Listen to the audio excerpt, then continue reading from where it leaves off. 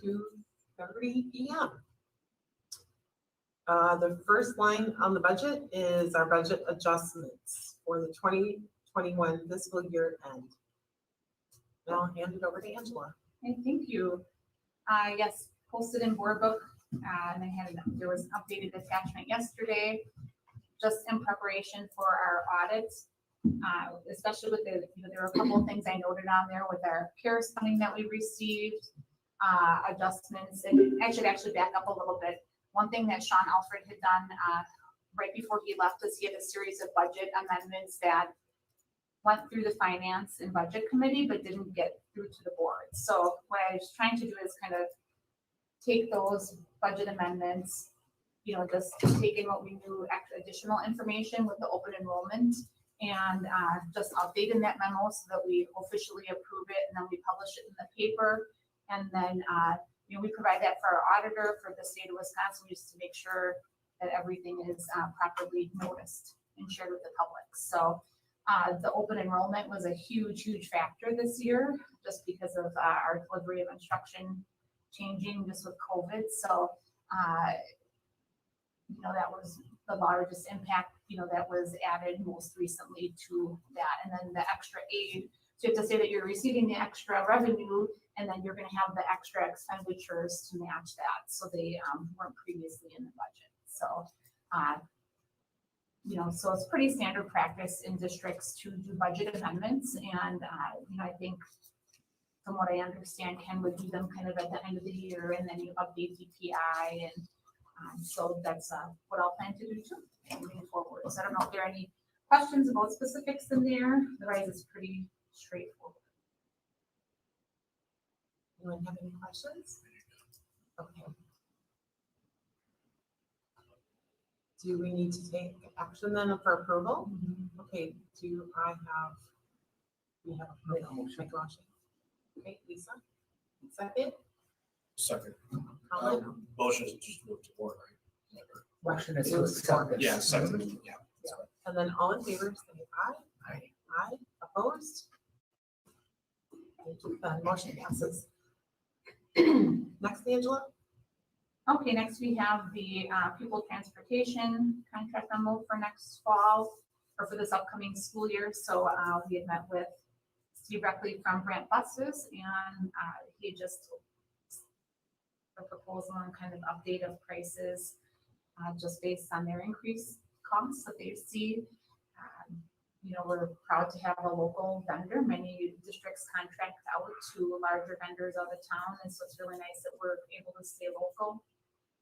A lot of the increases, just to try to stay competitive with other employers. A lot of, he said they've been very lucky to not struggle to find bus drivers, but they just want to stay competitive. The mileage rates are rising a little bit. And then as a standard language every year, we increase the contract through 5 years. That's kind of like a rolling contract in some ways, right? But they have It's to like a be 1 year extension of a 5-year contract. So they have a 4-year contract right now. He's asking for a 1-year extension to make it a 5-year contract. So. But as to the existing contract, so it's not an addition, like we're not renewing it as a 5-year?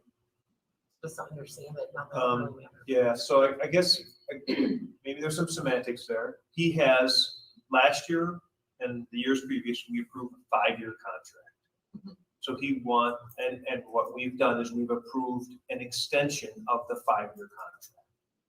So we're really extending it a year, but it has 4 years left on the contract. Oh, okay. That makes sense. The rationale behind that always is that it's the expense of the bus equipment that gives them 5 years to do their own financing if they're going to buy new buses. Obviously, if we're not going to roll with a contract with them next year, and they've got 4 buses under a 4-year contract, or some kind of a payment plan. They're out and that piece. So it's, I think, from the State Bus Association and National, pretty standard contract. Typical exit clauses do we have to that? So our exit clauses would be, is based on the number of student days. So we have a clause in there that says if there's less days based on all kinds of rationale, like this would be a great, it's over the last couple of years. So then we don't pay the 178 days, we pay a percentage of it. So maybe Angela, you remember the exact contract language, but I want to say it's 60%. Right. So obviously there's cost for them to just have the bus, but we don't pay them for that.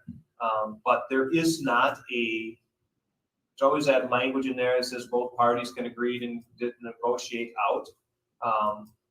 But it is a 5-year contract, meaning that we would have to agree to break the contract to get out of the 5-year contract. And we're kicking the can down the street of just adding a year. When's the last time the contract was actually even reviewed? Well, we And review, so we haven't, negotiate with them. well, I would say we review and I would say negotiate every year. So the example would be 2 years ago when we went to grade alignment, we made shifts. We actually reduced our overall cost. I think our contract was at about 1.4 and we moved it back to about 1.2. Partially because we reduced the number of routes because we had less buildings and routes that we were going out. So that was a negotiation from, our process to them. We're also, so the other challenge would be, we could bid it out. So there's always that opportunity, you could say, bid it out. There is no bus contract locally that would have, Valdez has their own small service. So we're either going to go to, I think it's Priggy's, which is in Sheboygan, or Lamers, which is in Green Bay. Sure. And based on our initial conversations, they're going to charge us to get here and then do the route. Right. And that's not my reasoning in bringing it up. It's just that if we just add a year, how detailed and how much are we even looking at?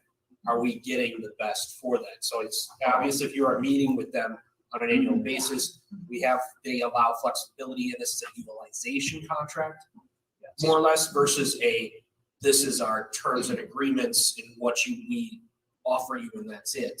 It's this isn't the contract. The contract this is the highlights of the contract. Gotcha. So the contract will say how many morning routes, how many afternoon routes. Those are negotiated based on what the needs are. What our insurance coverage requirements are. What the co-curricular cost will be for, if you're taking a volleyball bus or if you're taking a field trip bus. All those are negotiated and we have some ebbs and flows on that. We talk about where our current boundaries are and how far we will pick up and what do we do for, what's the term I want to use, hazardous crossings, because there's some of those within the boundaries. So we work on lots of the behind the scene details to make sure we provide a service for our students and communities, but also something that's fiscally responsible.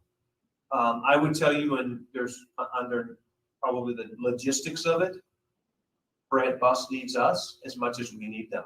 And I think we're both aware of that process. They can't run their business without us.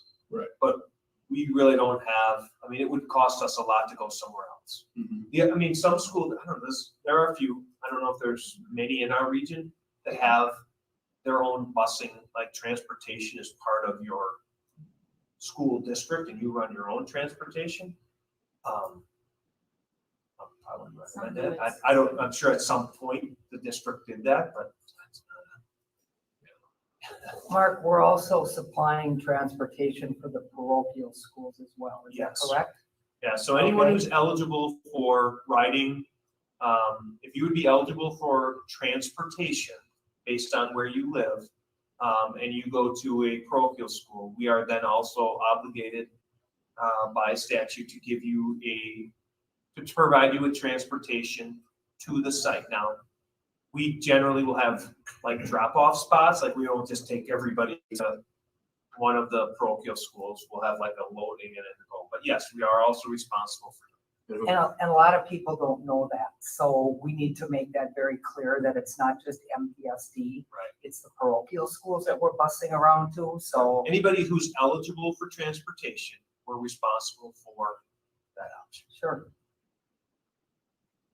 Yeah, and I think sometimes that 5-year contract is kind of like a commitment to, in part, just, that's how I seen it approached and, but you do have to look carefully at the terms and the rates to make sure everyone's on the same page. Right. And one thing to note, as you see, we're at almost $240,000 of special education transportation.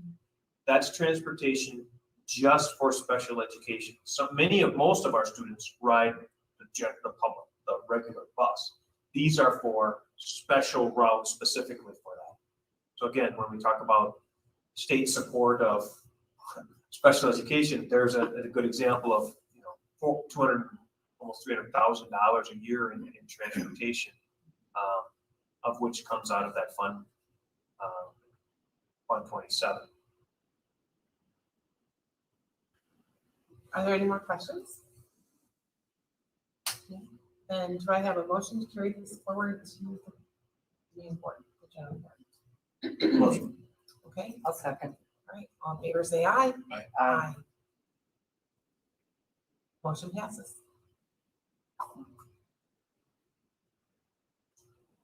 We should all be so efficient.